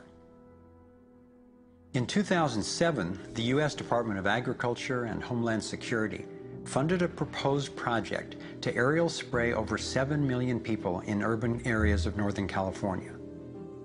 After citizens organized against the plan, officials were forced to reveal that the spray included multiple toxins that can cause disease and disrupt the reproductive cycle. Fortunately, civil resistance stopped the project. The U.S. government has been caught over 30 times covertly experimenting with toxic chemicals on its own citizens, from soldiers, prisoners, and Native American reservations to entire towns and counties. Mass covert sterilization of women and girls, usually using secret additives to vaccines, has been exposed in Brazil, Puerto Rico, Nicaragua, Mexico, and the Philippines. These have been under the auspices of such programs as John D. Rockefeller's Population Council, the U.S. Department of Health, Education, and Welfare, where Nelson Rockefeller was Undersecretary, and the Rockefeller-founded World Health Organization. Novartis and Syngenta, in cooperation with the U.S. Department of Agriculture and the Department of Defense, have field-tested a spermicidal strain of GMO corn that would render male consumers infertile. This was quietly announced as a contribution to the world overpopulation problem. The list goes on and on. Right now, global human fertility is plunging. I'm convinced that this is no accident. For me, being willing to consider and research a direct depopulation agenda was critical to my getting the whole picture and to generating responses that could be sufficient to the task we face. I know this may sound crazy, but imagine that it's 1932 and we're in Germany. If I told you that in the next decade millions of people would be exterminated, you would say impossible. No one would do such a thing.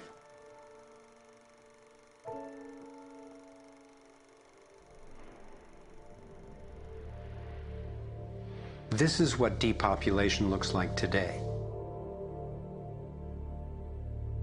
I'm convinced that I'm not overstating the case. Could I be wrong? Perhaps. But what if I'm not? We are at a critical fork in the road in human evolution. One road is leading toward tyranny and possible self-destruction. The other would lead us to a peaceful, healthy civilization based on honoring the rights and freedom of every single person on the planet.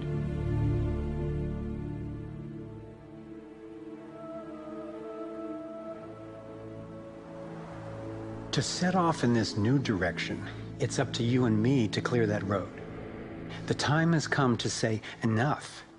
There is another way. I believe that together we have the knowledge, the resources, and the solutions to meet that challenge.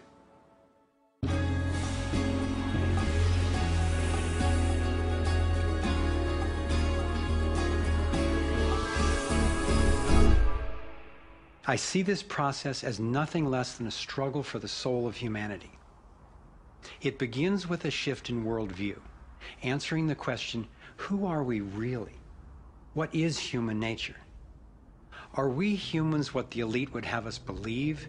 Stupid, greedy creatures who, if left to our own devices, would devolve into violence and chaos, and so for our own good must be ruled over by a self-appointed elite? Or are we naturally caring and creative?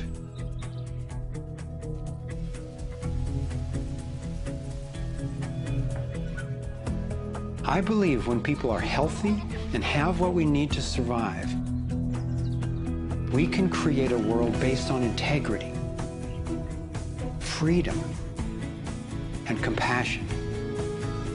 A world where everyone can thrive. Which of these two views will shape our future? That's our choice now. The agenda of the ruling elite is the product of a destructive worldview, based on their beliefs that there's not enough to go around, that some people are more deserving than others, and that their own safety depends on maintaining absolute control over the rest of us. In short, their worldview is based on scarcity and fear. But as powerful as they are, the architects of the New World Order cannot create their dreadful vision without our collusion. To stop them, to render their agenda obsolete, we have to wake up. We have to take action. This is like the last effort of a particular phase of civilization. It's its last gasp, really, and I often use the metaphor of the caterpillar becoming the butterfly, because the caterpillar crunches its way through the ecosystem. It's very destructive. It eats 300 times its weight in a day until it's so bloated that it hangs itself up and goes to sleep, and its skin turns into a hardened chrysalis. And then in its body you get these imaginal cells, biologists actually call them that, forming within the caterpillar's body. The caterpillar's body then actually becomes a nutritive soup for those cells. But what's important about that metaphor is that the old and the new coexist for a while. And it's the job of the caterpillar to preserve its life. It's a desperate government that we have now trying to control oil in the Middle East and wanting now to promote nuclear energy and all these things that they know better, but they have to play out the role of protecting themselves. It's their job. And if you love butterflies, you don't go around stepping on caterpillars. So we can't hate them. It doesn't do any good. But if you want alternative energy, you don't ask an oil economy administration to produce it for you. We have to produce it. We imaginal selves have to show that it's cheaper, more efficient, and more effective. Our job is to build the new world. If we had the vision and a worldview that says our crisis is a birth and everybody's needed and everybody will have more of what they truly want, you could turn this desperate world into a renaissance of human creativity and love. It may seem that the controlling elite has all the cards, but we have many advantages of our own. First, let's talk numbers. Very few people are consciously perpetrating the domination agenda. Most of those helping to implement the plan don't understand the full picture of what they're a part of. By my calculations, we outnumber the actual architects of the plan by more than 1,000,000 to 1 in the US alone. Entrepreneur and environmentalist Paul Hawken estimates that there are now well over 1 million organizations in the world that work towards social and environmental justice, comprising the largest social movement in the history of humankind. This movement, when connected electronically, could become a network of networks that will be the most powerful activist force for change ever. If you look at the people who are involved with restoring this earth and stopping the damage and resisting the depredation and nurturing change and reimagining what it means to be a human being, and you're not optimistic, then you might want to get your heart checked, you know, because there is an extraordinary, beautiful, gorgeous, fierce group of people in this world who are taking this on.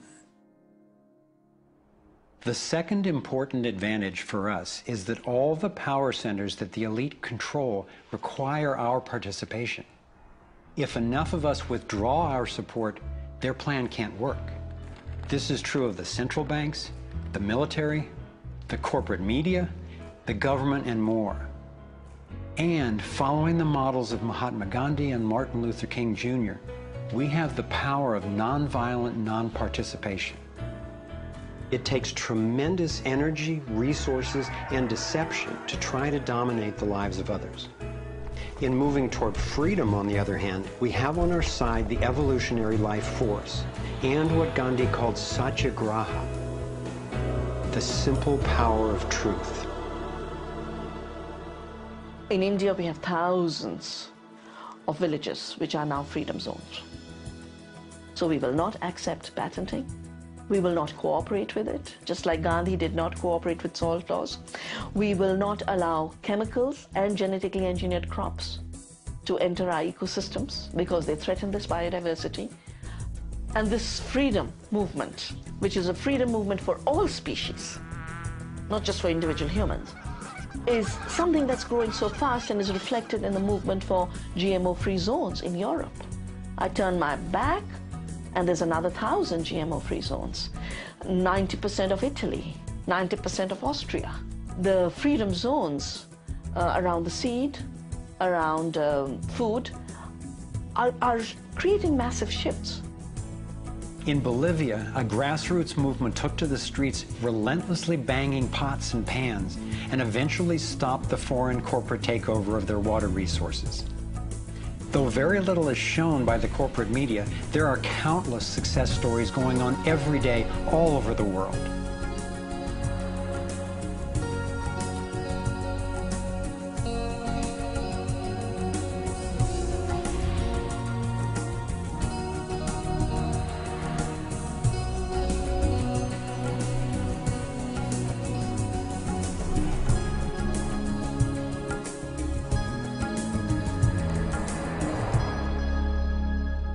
I wasn't willing to make this film until I knew there were responses that are a match for the crisis. And now the power of the internet enables us to share the breadth and the depth of this research. We've spent years creating a vast website, thrivemovement.com, that brings it all together and makes the information and what we can do about it accessible to everyone. Here you have your very own navigator module to go deeper into the main subjects covered in the film: code, problem, and solutions. You can study strategies and tactics and connect with others to take high-leverage actions. Every fact stated in this film has been independently verified, and the reference is on our website. This sector navigator facilitates whole systems thinking that recognizes that actions in one area impact all the others. The center of the sector navigator is worldview, because it determines how we experience everything that happens within and around us. In every sector, you'll find critical issues, resources, group strategies, and individual actions to peacefully and productively affect real change. Our resource tree will link you to the people, organizations, and media that we most recommend to help you get more fully educated and engaged. I was encouraged to find that there are a minimum number of actions which, working together, can tip the scales. It's not endless. Once we see the big picture, we'll look at what each of us can do to help accomplish it. Let's take a look at the strategic antidotes to their economic domination.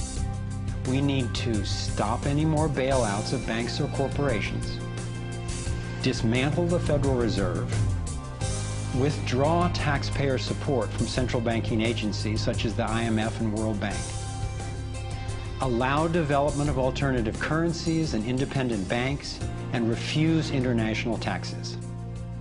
My main emphasis is on solutions in the U.S., because that's what I know best. But just as the predicament is global, so are the principles on which the solution strategies are based. Here are some tactical actions that we can take as individuals that don't take much time or money to make a real difference right now. Get informed, speak up, and connect with others. Bank locally. When we move our money out of the big centralized banks and into locally owned banks and credit unions, we defund the problem and fund the solution all in one move.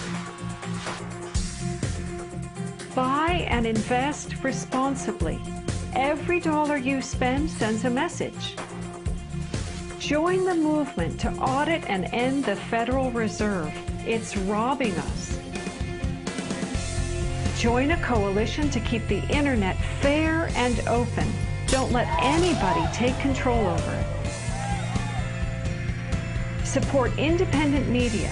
Get your information from diverse sources and think about who's funding the news you get. Support organic, non-GMO farming.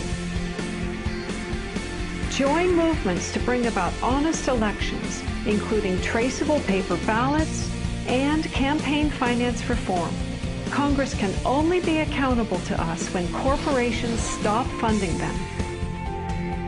Advocate for renewable and new energy technology. Bring the conversation about free energy out into the open. It will transform the power dynamic on this planet faster than anything in recorded history. Sign up for critical mass actions.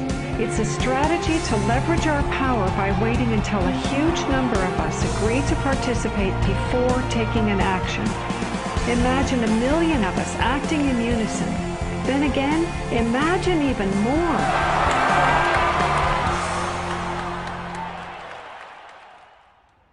I've been inspired by how many grounded solutions and real-life problem solvers there actually are. Akila Sherrills is one person whose work especially touched me.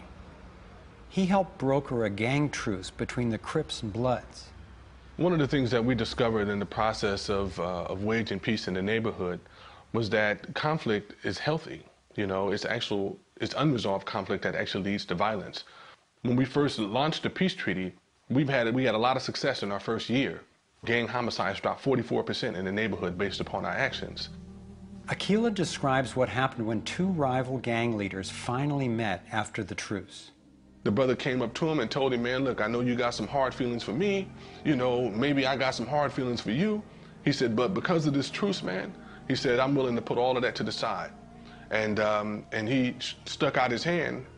He hugged him and he said he closed his eyes because he was preparing for a sharp, knife to enter his back. He was waiting for for a bullet you know, to be shot into his stomach. But he said after a few moments, you know, he held that embrace. You know, he realized that, you know, that it was genuine. I believe that having a clear picture of our potential is as important as uncovering what stands in its way. So I want to take you to a possible world of the future. It's a world the elite would have you believe is an impossible pipe dream, but I'm convinced it's a world that is utterly within our grasp. We can create a world where people can thrive, where we can feel safe and secure. The air, water, and food are clean. A world where communities are capable of producing their own energy and food, and trade is open and fair. Rather than focusing on punishment, instead justice restores lives and losses. Insurance pays doctors to keep people healthy. Education is voluntary, serving the needs of individuals instead of corporations. We get honest feedback from independent media. There are no subsidies and no bailouts. Imagine that with an honest money system, little or no taxes, and low electric and fuel bills, you would have the money to pay off your home and car and be free to save and invest. You would enjoy more wealth, freedom, and security, all while working the same or probably less. Let's say I started a mutual fund for my neighborhood, and all the neighbors had stock, okay? And so they healed the environment, and their stock went up in value. So instead of getting drained financially, they're making money. They're making money from things that make their kids safer and prevent the planet from dying. So you kind of have your cake and eat it too. Instead of working all week to make money and then coming home and trying to save the planet on the weekends, you can spend Monday through Friday making money saving the planet and then, you know, go to the beach. This vision of a thriving world is based on what could be called the liberty perspective. There is a simple principle that underlies this approach: non-violation. Nobody gets to violate you or your property, and you don't get to violate anyone else, except in genuine self-defense. This is the one rule I've found that every single person agrees with, at least for themselves. I believe that non-violation is the true north of humanity's moral compass and our core navigating insight. This insight can guide us and protect each and every individual as we set up voluntary, self-sustaining systems. It is a way of living that I can stand for wholeheartedly and without reservation. I've been profoundly influenced by the work of Austrian economist Ludwig von Mises, who developed a whole philosophy and economic system based on the core ethic of non-aggression. Motivated by having witnessed the ravages of communism and fascism in Europe, he committed his life to finding a just way. He recognized that those systems, as well as socialism and even democracy, wrongly assume the rights of the collective, or the group, to be more important than those of the individual. I had always gone along with the view that more people will thrive if we consider the group's needs above the individual's. But when I took a closer look, I found it doesn't really work that way. In the name of what's best for the group, governments have been responsible for most of the war, death, and destruction on the planet. More than 200 million individuals were killed in the 20th century alone. So how would applying the principle of non-violation change this dynamic? It would take us from incremental change of a fundamentally flawed system to a complete transformation where not just some, or even the majority, but everyone could truly have the opportunity to thrive. In order to implement the principle of non-violation, it makes sense to me to honestly re-examine our past, because it doesn't work to try to build a healthy living system on top of an unhealthy one. We have to go back to the most fundamental acts of injustice upon which the country was founded, in the seizure of the lands of the people and the slaughter of their women and children, and the rendering destitute most of the remnants of these people, is such a grievous wrong that we believe that we have to deal with that, to come to grips with that in a fundamental way. Understanding that they're not wrongs that were done and completed 150 years ago. They're wrongs that are continued every single day. So you have, through the history of North America and the United States, over 500 treaties signed with indigenous nations where every single one of them now has been violated. You have, in fact, a tremendous amount of wealth having been generated from indigenous people's lands and resources, and billions of dollars every year still being generated by corporations and European nations based on the continued exploitation of indigenous people's lands and resources. If we didn't have large corporations, if we didn't have Western governments defining how you and I were to relate to each other, living here in North America now together, how would we relate to one another? How would we make it different? It's going to take time and courageous effort to shift the consciousness and accomplish the tasks that will move us toward the world I'm talking about. And yet I know of no greater gift that we could give to future generations. We can't do everything at once. I envision 3 overlapping stages of the solutions process. In stage 1, we bring as much integrity as possible to our current systems. If we cut the U.S. military budget in half, it would still roughly equal the defense spending of the entire rest of the world.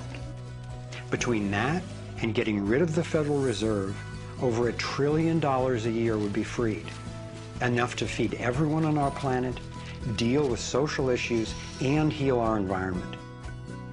Many people believe that widespread starvation and poverty are inevitable, but compared to war, eliminating poverty and restoring the environment are cheap. According to Lester Brown's Earth Policy Institute, it would take under $200 billion a year to restore the Earth's environment and meet global social goals. But this stage isn't the end goal of the liberty perspective. While stage 1 has a lot of the compassion typically associated with a liberal Democrat agenda, stage 2 reflects much of the wisdom of the traditional conservative worldview. In stage 2, we shrink government's role to protecting individual liberty and stewarding things we share in common, like ecosystems and the airwaves we use to communicate. As the system gains integrity and we move to sound currency, people will have enough money to have more control over everything that affects them. Stage 3 grows out of the increasing freedom that people gain in stages 1 and 2, as they have more money and more time. There is no involuntary tax and therefore no involuntary governance. There's no monopoly on force. There are rules, but no rulers. Rigorously protecting individual rights turns out to be key for honoring our interdependence. We can be distinct and unified at the same time. As utopian as this can sound at first, I've been thrilled to see how much practical thinking has been done to deal with tough issues like healthcare, crime, and education. These 3 stages validate the best of both the liberal and conservative perspectives that have divided us for so long, and then reconcile them at a new level, around non-violation, a core ethic we all share. Stage 3 honors human incentive and finally includes the rights of not just many, not just most, but everyone. The Torus provides a template for a society based on integrity and wholeness. It conserves what's working. It has built-in feedback so it can self-correct and innovate to maintain balance. We can apply these and other features of the torus dynamic to our human social systems. I truly believe that aligning consciously with the fundamental life energy pattern at every level, physical, emotional, mental, interpersonal, and environmental, is ultimately the art, the science, and the celebration of love. And that's what we're here to learn. The fundamental insight of our interconnectedness changed the way I approach everything.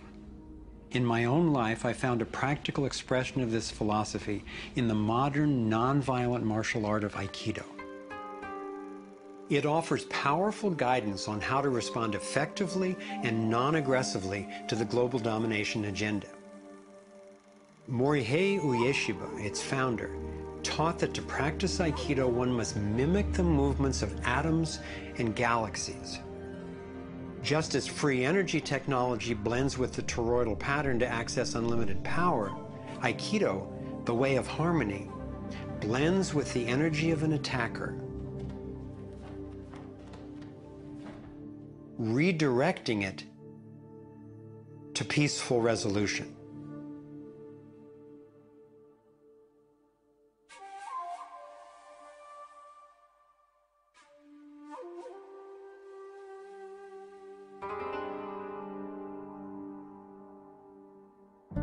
Gandhi and King applied these principles of non-aggressive power at the economic and social levels.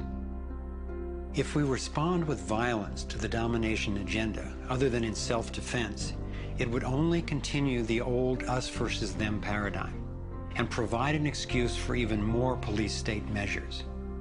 I believe that it's essential, both morally and strategically, that we take the path of non-aggression.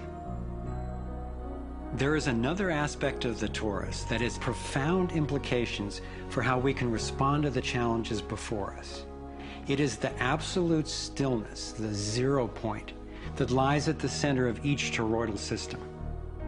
I believe that you and I, as well as every other being, are Taurus energy fields, centered by stillness and each connected to one another and to the boundless consciousness of a living universe. As much as I benefit from the experience of others, as highlighted here with the Navigating Insights, and as valuable as daily feedback is about what's really going on in the world, as we see with the vitals, I've come to recognize that our primary compass is our own inner guidance. As we learn to quiet the noise and amplify the inner signal, we can better hear the voice that naturally knows and offers wise direction. We have an entire inner life, a vibrant and lively inner life that is truly the navigator of the path that we take on the outside. If your inner life is the driver of how you show up in the world, it makes sense that if you want to have anything to do with where you're going, that you have to be in relationship to that inner life. You have to be in relationship to the driver. As we develop increased relationship to who's in the driver's seat, what happens is that there is a synergy. It's a symbiotic relationship that our inner lives are actually able to be more in tandem with where we're choosing to go, and we're able to get there. We're not nearly as insignificant in our impact as we think we are. In order to heal the world, we have to start telling a different story to ourselves. We have to start engaging in a different story with others. It's our collective story that manifests as the world. Humanity is now in a very interesting evolutionary phase in which we move from hostile, aggressive competition, which is the nature of young species, into a more mature mode of cooperation, collaboration. There's no question in this country that money, that capital is being increasingly concentrated in the hands of a few. And those who are so powerful are concentrating it further. But there is a force that's more powerful, and that's the power of the people. When we look at the crises now, it is so easy to fall out of love with life. It is so easy to get pessimistic and desperate. But from my perspective, the crisis has matured to the point of being on the threshold of mass awakening, and that feeling inside me gives me the vitality to know that no matter how small what I'm doing looks to me in the face of these huge problems, that the impulse of evolution is not small. And when it's in everybody who's waking up, it's huge. And as more and more of us are waking up, linking up, and daring to speak up, the scheme for global domination is being exposed. And we're discovering solutions that can create the world we yearn for and deserve. Again and again throughout history, When people have recognized tyranny rearing its cruel head, they've come together and stood up for liberty. I am confident humankind will look back on this period and be proud that when we saw, we acted. Thank you for coming on this journey with us. I'm convinced we have what it takes to thrive. Let's make it happen.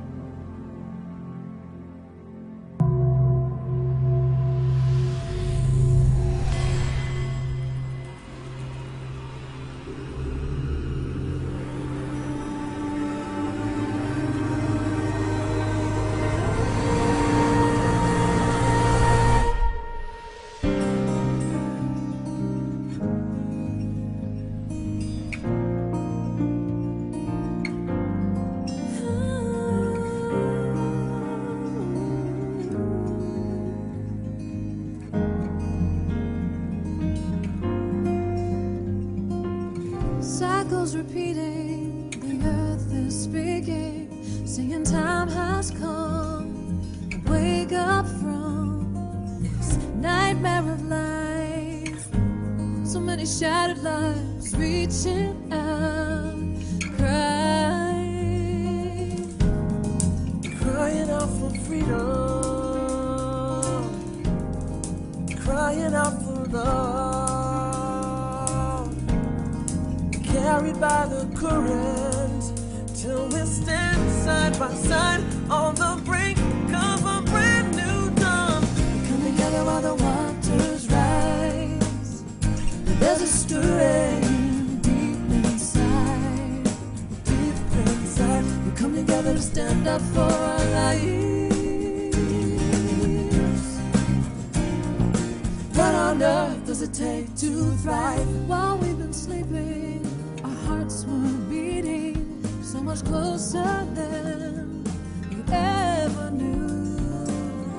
Beneath the noise, there is an inner voice whispering, clear and true.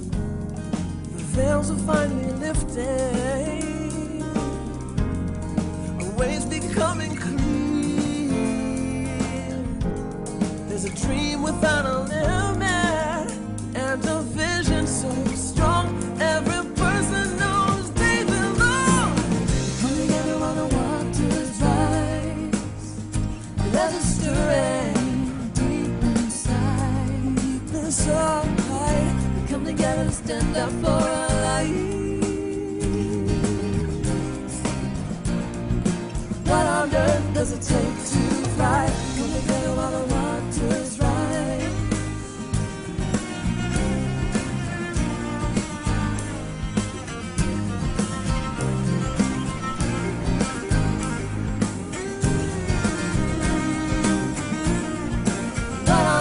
Does it take to thrive out in the open? Thrive healing what's broken. Every heart, every life, living our place in it now.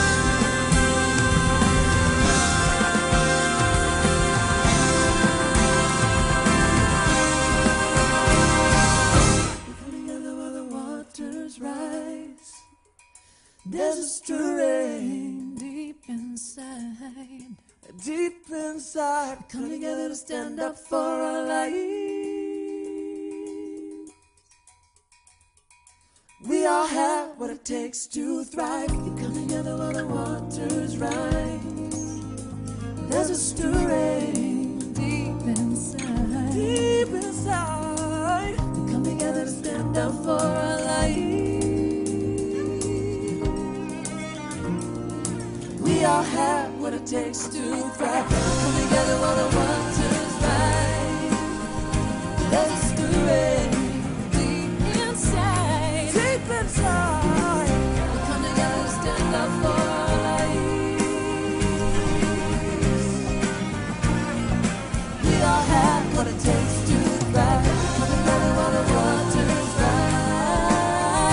There's a stirring deep inside, deep inside. Come together to stand